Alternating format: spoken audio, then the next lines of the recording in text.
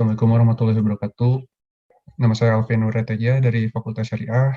Saya akan mempresentasikan hasil skripsi saya mengenai analisis fatwa Majelis Ulama Indonesia nomor 52 tahun 2012 tentang hukum hewan ternak yang diberi pakan dari barang najis terhadap praktik peternakan di Desa Kampung Pojok, Cigonewah, Kota Bandung.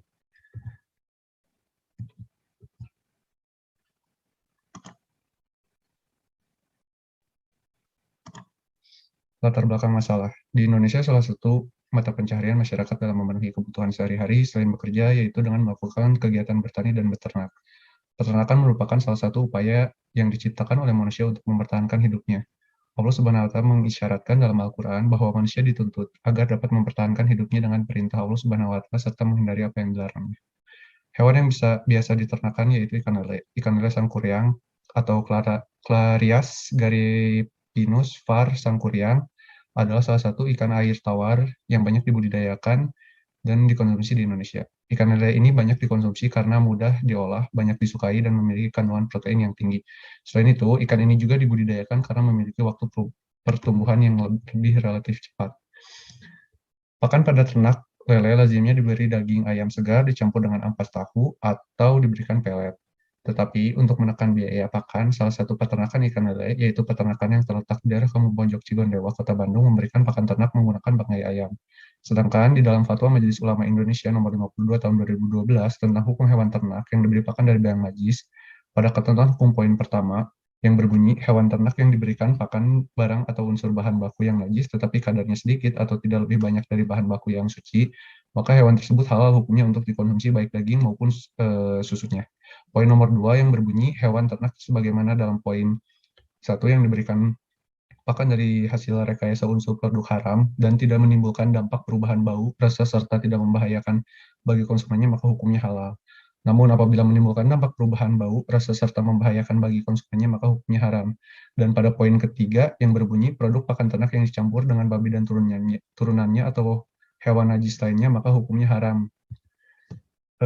Rumusan masalah dan tujuan penelitian bagian bagaimana isi fatwa Majelis Ulama Indonesia nomor 50 tahun 2012 tentang hukum hewan ternak yang diberi pakan dari barang najis.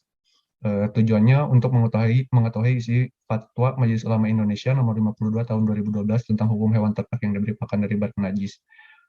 Rumusan besar dan tujuan penelitian yang kedua, bagaimana pelaksanaan pemberian pakan ternak di peternakan Desa Kampung Pojok Cigonewah, Kota Bandung, yaitu untuk mengetahui pelaksanaan pemberian pakan ternak di peternakan Desa Kampung Pojok Cigonewah, Kota Bandung.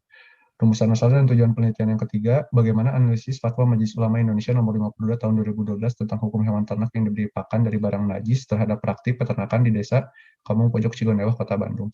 Untuk tujuan penelitiannya itu untuk mengetahui analisis fatwa Majelis Ulama Indonesia nomor 52 tahun 2012 tentang hukum hewan ternak yang diberi pakan dari barang najis di peternakan Desa Kampung Pojok Cigonewah, Kota Bandung.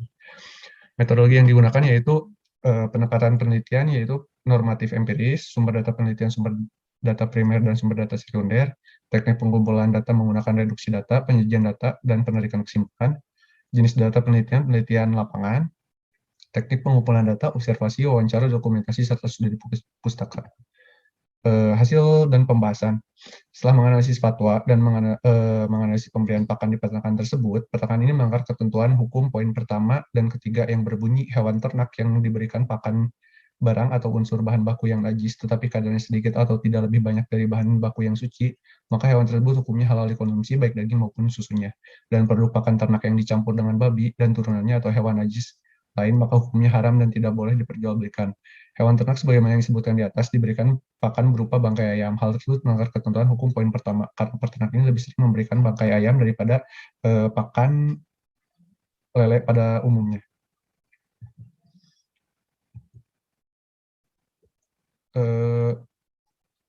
Pada ketentuan hukum poin kedua, peternakan ini tidak melanggar karena berdasarkan hasil observasi dan wawancara bersama pemilik peternak, bangkai ayam yang diberikan pada hewan ternak tidak menimbulkan perubahan bau dan rasa. Hal tersebut sesuai dengan ketentuan hukum poin kedua yang berbunyi hewan ternak yang diberikan pakan dari hasil rekayasa unsur produk haram dan tidak menimbulkan dampak perubahan bau, rasa serta tidak membahayakan bagi konsumennya, maka hukumnya halal. Namun apabila menimbulkan dampak perubahan bau, rasa serta membahayakan bagi konsumen, maka hukumnya haram. Kesimpulannya, jadi hewan lele yang ada di peternakan ini termasuk terhadap jalalah karena melanggar poin pertama dan poin ketiga. Terima kasih. Sekian. Assalamualaikum warahmatullahi wabarakatuh.